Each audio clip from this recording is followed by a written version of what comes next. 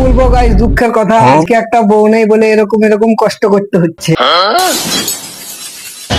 হয় এরকম করে বললে বুঝবে না ব্যাপারটা। এ থেকে শুরু করে জেড পর্যন্ত বলছি। তো কেসটা হচ্ছে, আজকে অনেক তাড়াতাড়ি উঠে গেছিলাম। এই তোমরাই দেখে নাও। শালা আমিও তো বলি এত খিদে কেন লাগছে, তো তাই আমি চলে গেলাম ফ্রিজের কাছে। আর ফ্রিজ খুলে দেখি, ও ও ও মাই গড, টিকটিকির ডিম।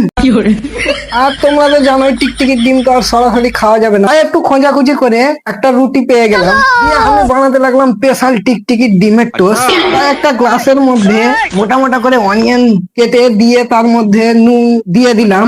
তারপর ডিমটা মাথায় ভাঙতে লাগলাম। ভাঙছে না কেন? ও, টিকটিকি ডিম মনে হয় একটু বেশি শক্ত হয়, তাই শরীরে সব শক্তি লাগিয়ে মারার পর ফাইনালি ডিমটা ভেঙে গেল।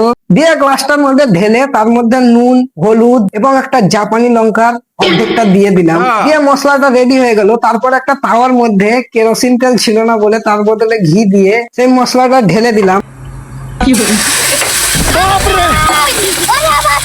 তারপরে সেই রুটিটাকে তার উপরে চাপিয়ে ফাইনালি আমার স্পেশাল টিকটিকি ডিমের টোস্ট রেডি হয়ে গেল। দিয়ে খেয়ে নিলাম। তোমরা একটু দোয়া করে দিও যাতে আমার তাড়াতাড়ি বিয়েটা হয়ে যায় আর আমাকে কষ্ট না করতে হয়।